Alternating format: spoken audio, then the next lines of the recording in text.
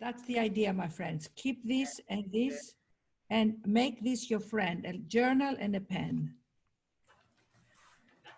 I need a moment now because I'm so enjoying this, and I can imagine our attendees as well.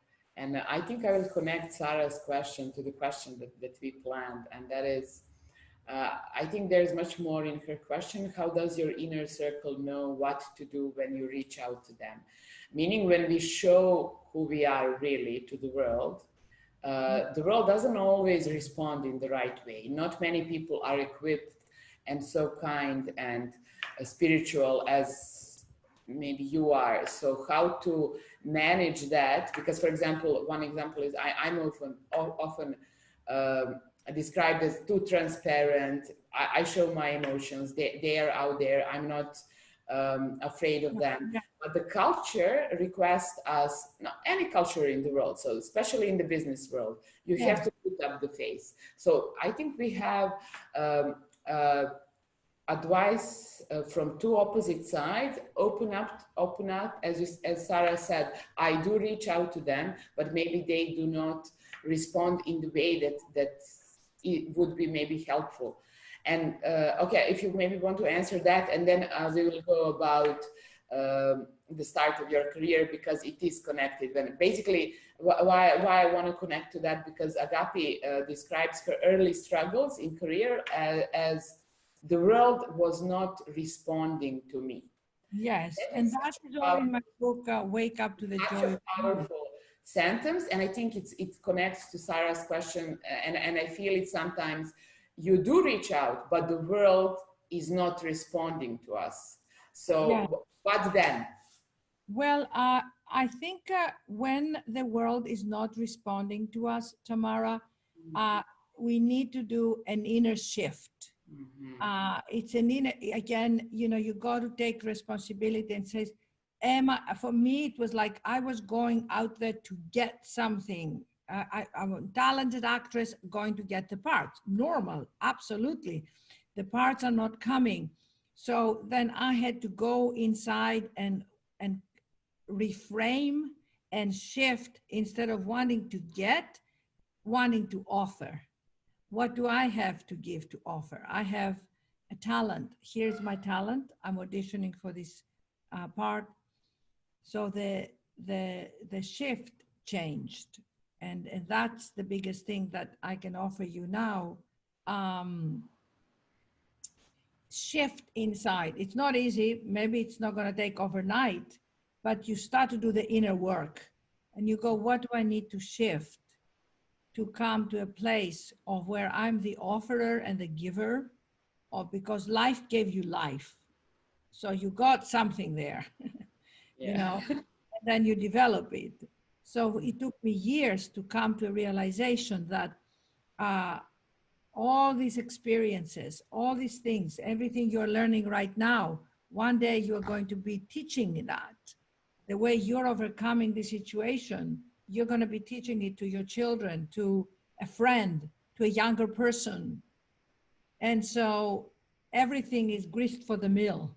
Everything is being used right now for us to grow, to become to become something. So that is the process. And that's what happened to me. And then, of course, my path took me to developing my own one-woman show, raising money, asking everybody. I just want to add, because we didn't mention the fact we're flowing into this conversation because it's so natural and authentic. So Agapi, for those of you who don't know, I'm sure you all know, but I just want to make sure that everybody knows that Agapi moved from her native Greece to London at an early age, and she studied at the Royal Academy of Dramatic Art. Later on in London. Later on, she moved to the US with a dream of becoming an actress. And this is what she's talking about, that process when she had such a strong desire and wish to become an actress and to really engage into that profession and learn more about it. But the world wasn't responding to her, meaning she wasn't getting the parts. And that's why I think this is such a wonderful intro, and also an answer to Sarah's question. when the world is not responding to you, make a shift. But Agapi, do you want to mention exactly, because I know the story, but it's a really interesting story, how you learned that you could give and that you should make that shift, and that story of you with the lady on the bus. Yes, I will. I will. And Jumana, I just saw your beautiful comment. Thank you so much. She just said something so profound. I have found that the only way through it is through it. Yeah. And my mother always used to say, um, my mother suffered a nervous breakdown, and she used to say it was not a nervous breakdown, it was a nervous breakthrough. Okay, fantastic. No, isn't that amazing? Because she said I went through it and out the other side.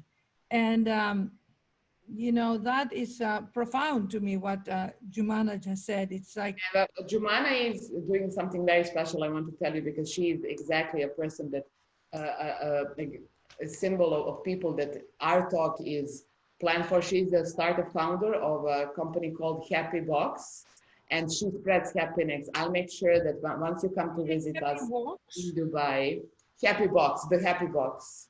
And the whole mission of her company is to elevate happiness. And I'll make sure to connect you to.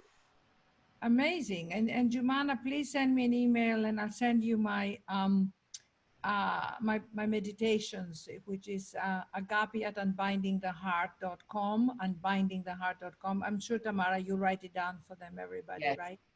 I will. You know, for me, as you know, when I walked into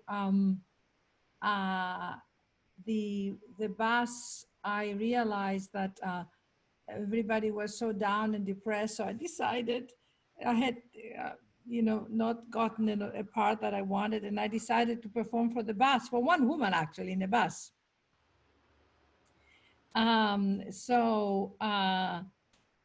That moment really changed my life, because you know, instead of being in my stupor and saying, oh, you know, I just so down and upset I didn't get the part, and I just started to talk to one woman, and I said, would you like me to do Joan of Arc for you? Because we were talking about how much we love theater, and I just started performing for her, you know. And this monologue of Joan of Arc was so amazing. You promised me my life, but you lied.